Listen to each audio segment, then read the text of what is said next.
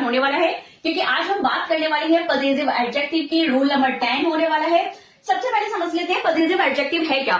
जब भी किसी सेंटेंस में हम पॉजिटिव एडजेक्टिव्स का यूज करते हैं तो ये क्या शो करता है, ये शो करता है अपनी इज्जत, अपना स्वामित्व, अपना अधिकार, अपना राइट। इसकी जो हिंदी जब अपन करते हैं तो इसकी हिंदी निकल के आती है मतलब अपना।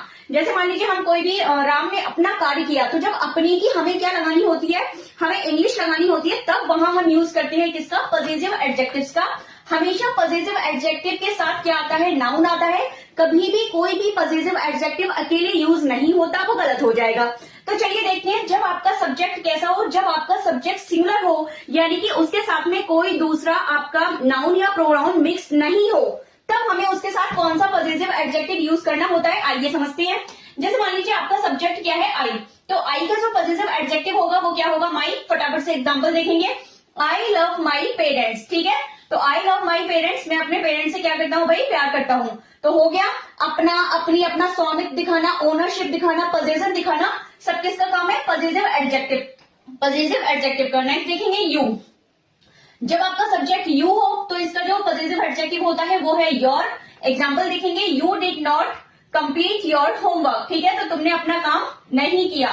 तो यहाँ पे योर पॉजिटिव एडजेक्टिव का यूज करेंगे जब आपका सब्जेक्ट जो हो यू हो। नेक्स्ट देखेंगे ही का पॉजिटिव एडजेक्टिव होता है हिज। जैसे ही is talking to his friend, वो अपने फ्रेंड से बात कर रहा है, तो यहाँ पे हमने ही का जो पॉजिटिव एडजेक्टिव है क्या है, हिज का यूज किया है।